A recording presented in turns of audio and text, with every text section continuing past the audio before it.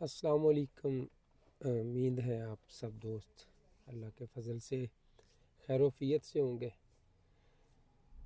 میں آج صبح اپنے موبائل پہ سکرولنگ کر رہا تھا تو وہاں میں نے ایک مختصر سا شعر سنا جو ایک پڑھنے والا محبت رسول میں ڈوب کے پڑھ رہا تھا، اور وہ کیا شاندار پڑھ رہا تھا، اور مجھے بھی وہ شعر بڑے پسند آئے۔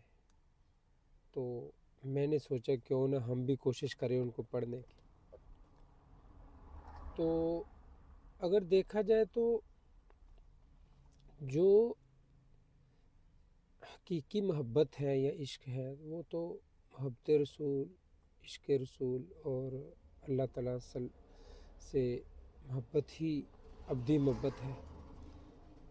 دنیاوی محبتوں میں 100 مسئلے مسائل آ جاتے ہیں، لوگ دیوانے ہو جاتے ہیں اور کئی چھوٹے چھوٹے گل و شکووں میں آ کے اپنی محبت ہی قربان کر دیتے ہیں۔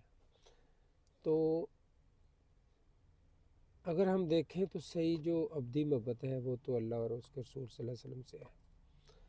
تو اسی محبت میں ڈوبے ہوئے کسی شاعر نے بڑے پیارے چند الفاظ لکھے اور پڑھنے والے نے کیا خوبصورت پڑھے، تو ہم بھی کوشش کرتے ہیں۔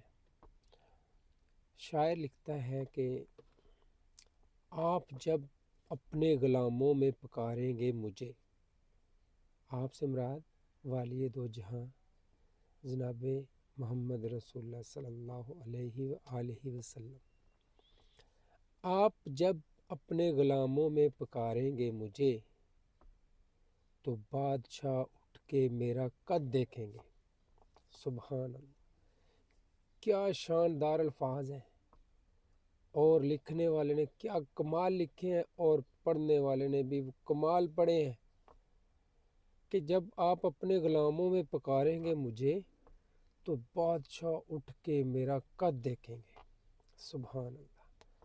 تو جناب میں یہاں ایک چھوٹی سی بات عرض کرنا چاہتا ہوں۔ محبت رسول کا تقاضا یہ بھی ہے کہ آپ صلی اللہ علیہ وسلم کے احکام کو دل و جان سے مانا جائے، اور ان احکام میں سر فہرست نماز ہے۔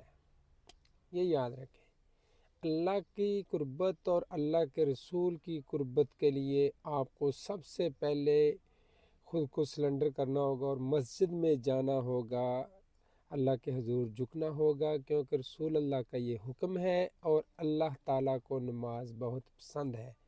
تو آج سے ہی محبت رسول کا ثبوت دیں۔